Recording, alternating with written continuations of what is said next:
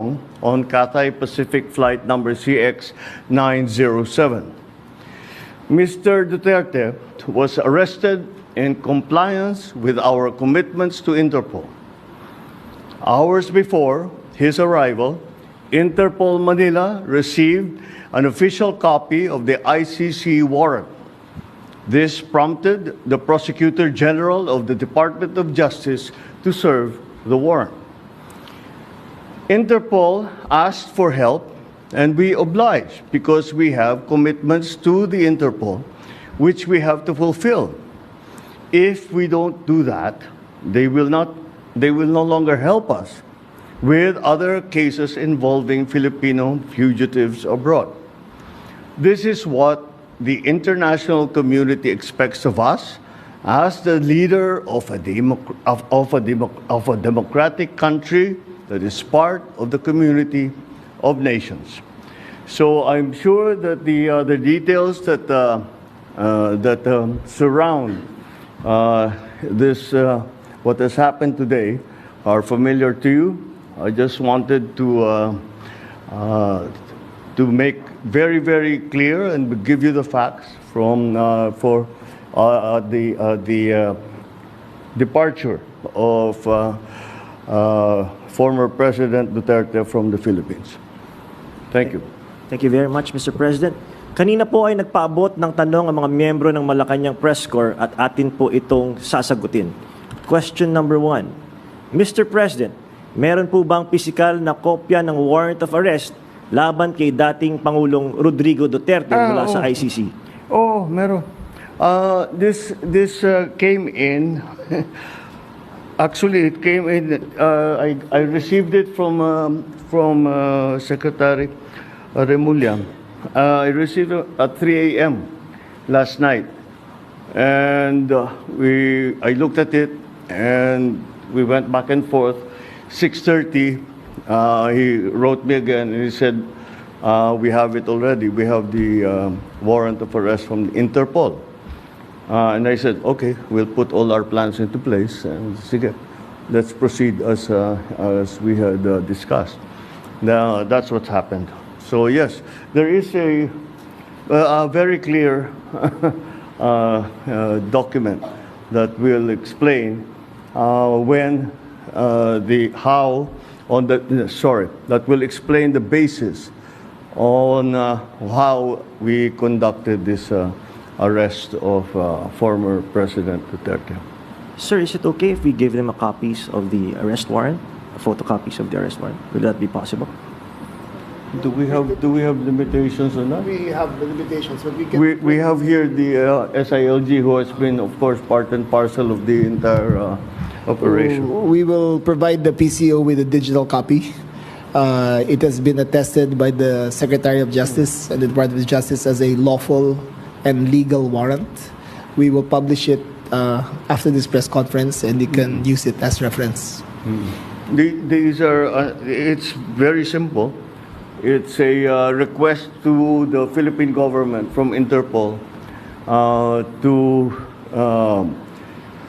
enforce the arrest warrant.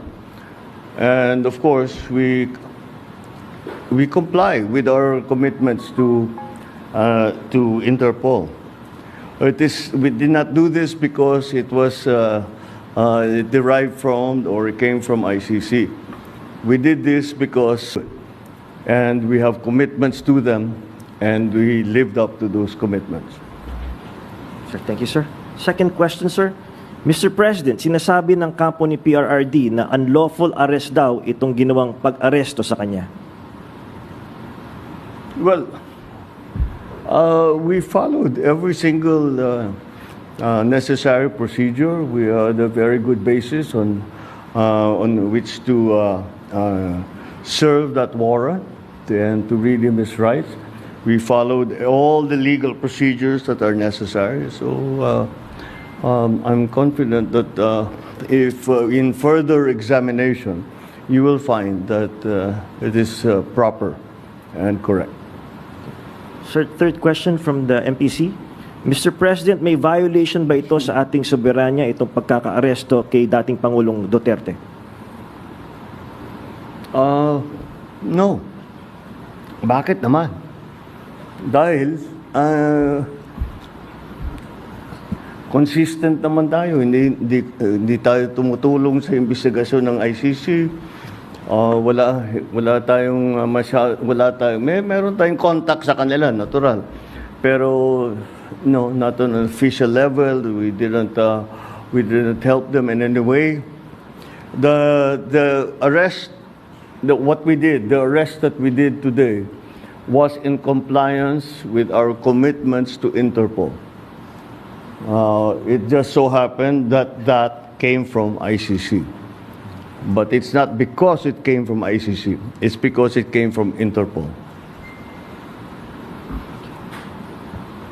Pang-apat po na tanong, Mr. President, sinasabi po nila na ito ay political persecution lamang at may kaugnayan din daw sa 2028 elections. Okay. Well, I'm sure sasabihin nila yan. But this case started in 2017 when we were still members of the ICC, and it was during the time of former President Duterte.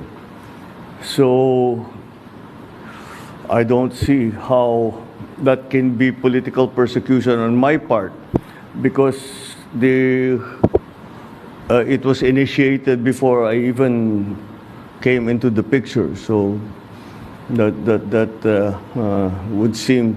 But once again, we have to recognize that, you know, of course, it's natural for people to put lalagyan ng politika, kulay ng politika.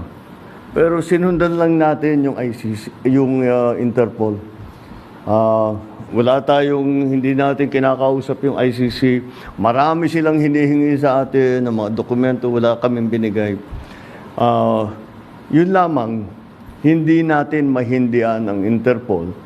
Pag sinabi sa atin, tulungan nyo kami, kailangan namin kunin itong taong ito.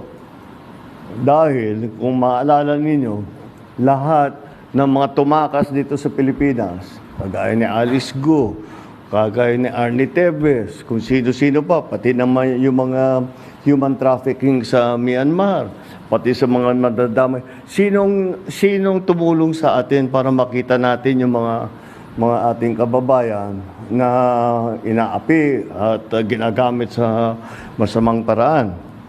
Ang Interpol. Kaya naman, dapat naman tayo, pagka sinabi sa atin, tulungan nyo kami sa ganito, tumulong kayo. Kaya naman, ganun ang ginawa natin. Maraming salamat, Mr. President, sa paglilinaw ninyo. You want to ask another question? Take one question, sir. All right, sure. Sir, there are calls for people power. There are, in fact, as we speak, protest actions ongoing. Would you like to address the supporters of the former president? The supporters of the former president?